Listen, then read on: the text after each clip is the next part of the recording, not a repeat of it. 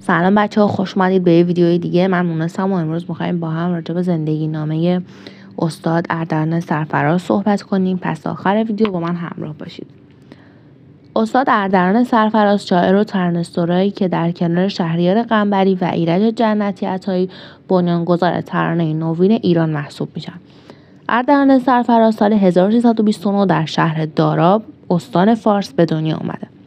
ترانه‌سرایی رو از اول دبیرستان شروع کرده و برای تحصیل در دانشگاه به تهران میره و کارش رو به عنوان ترانه‌سرا توی رادیو ایران شروع میکنه. بعد از 1 سال بنا به دلایلی از رادیو خارج میشه، ولی ترانه‌سرایی رو به شکل حرفه‌ای شروع میکنه و با ترانه شب هم خودش و هم خواننده این ترانه یعنی ابی به شهرت میرسن.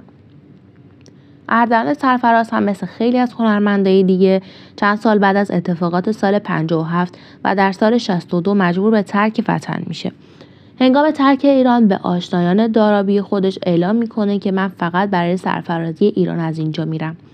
ایشون سالها توی کشورهای مختلف و به دور از میهن خودش زندگی میکنه و تاثیر این دوری و غربت رو توی خیلی از ترانه‌های ایشون به وضوح میشه دید.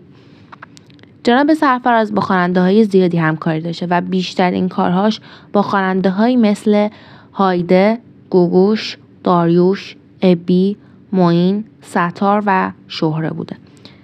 بچه‌ها امیدوارم که موضوع ویدیو رو دوست داشته باشین. حتما با لایک و کامنتاتون از من حمایت کنید.